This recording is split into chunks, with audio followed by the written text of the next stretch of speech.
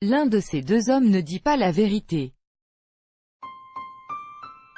D'un côté, l'ancien avocat de Donald Trump, Michael Cohen, serait prêt à témoigner que le président américain était au courant et a approuvé la rencontre de la Trump Tower entre son fils et une avocate russe proche du Kremlin qui promettait des informations compromettantes sur Hillary Clinton, affirme CNN.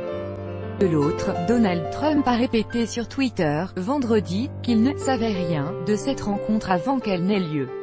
Qui dit la vérité, l'avenir du président américain est sans doute très fortement lié à cette réponse. Et c'est Robert Mueller, le procureur spécial en charge de l'enquête sur la Russie, qui devra faire toute la lumière et déterminer s'il y a eu collusion, plus exactement une conspiration, avec Moscou. Ce que dit Michael Cohen, inquiété par la justice dans l'enquête sur le paiement à l'ex-actrice Stormy Daniels, Michael Cohen a changé de stratégie. Alors qu'il avait juré qu'il était prêt à prendre une balle pour Monsieur Trump, l'ancien fixeur du candidat serait prêt à se mettre à table et à parler à Robert Mueller. Selon CNN, Cohen affirme que Donald Trump était au courant de la fameuse rencontre avant qu'elle n'ait lieu en juin 2016, et qu'il l'avait personnellement approuvée. Cohen n'a pas d'enregistrement pour prouver ses dires, selon la chaîne, mais il est prêt à témoigner sous serment qu'il était présent dans la pièce au moment des faits. Ce serait à un grand jury d'établir sa crédibilité. Ce que dit Donald Trump, « He did not know of the meeting with my son, Don Jr. Sounds to me like someone is trying to make up stories in order to get himself out of an unrelated jam, taxicab maybe? Even retained Bill and Crooked Hillary's lawyer, G. wonder if they helped him make the choice. Donald J. Trump, @Real Donald Trump, July 27, 2018. Non, je ne savais rien de la rencontre avec mon fils, Don Jr. On dirait que quelqu'un essaie d'inventer des histoires pour se tirer d'une autre affaire, sur les plaques de taxi peut-être, a tweeté Donald Trump.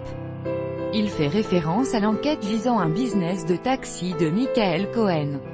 En clair, le président accuse son ancien avocat de mentir pour chercher à obtenir un accord favorable avec la justice.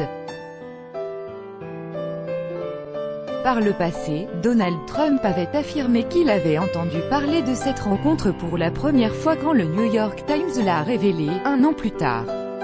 Les zones d'ombre pour s'y retrouver, il faut revenir à la chronologie des événements. 3 juin 2016, l'intermédiaire Rob Goldstone envoie un mail à Donald Trump Jr. et affirme qu'une avocate russe a des informations compromettantes sur Hillary Clinton.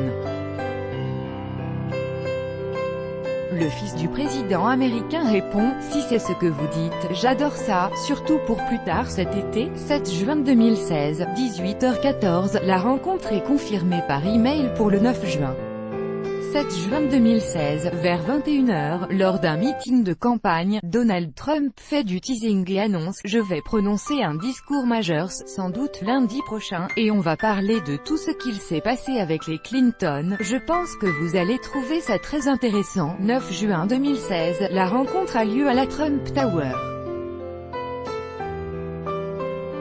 Sont présents, l'avocate russe Natalia Veselnitskaya, Donald Trump Jr., le gendre du président, Jared Kushner et le directeur de campagne, Paul Manafort.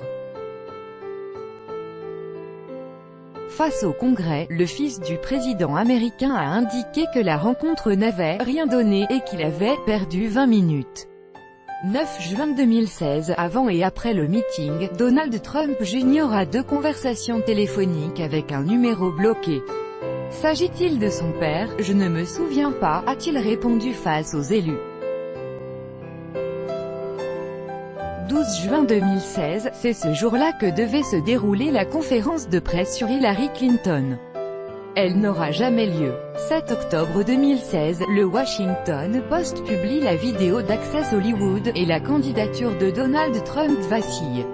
7 octobre 2016, quelques heures plus tard, Wikileaks commence de publier les emails piratés du directeur de campagne d'Hillary Clinton. si Donald Trump était au courant et a approuvé la rencontre, le démocrate Eric Swalwell estime que le président américain s'est rendu coupable de collusion. Le monde n'est pas d'accord. Pour être coupable de conspiration avec une puissance étrangère, le terme juridique exact, une simple rencontre ne suffit pas, il faut avoir obtenu quelque chose de valeur, selon la loi électorale. L'enquête est des plus complexes, et c'est pour cette raison que le procureur ne l'a toujours pas bouclée, 2 ans après son ouverture par le FBI.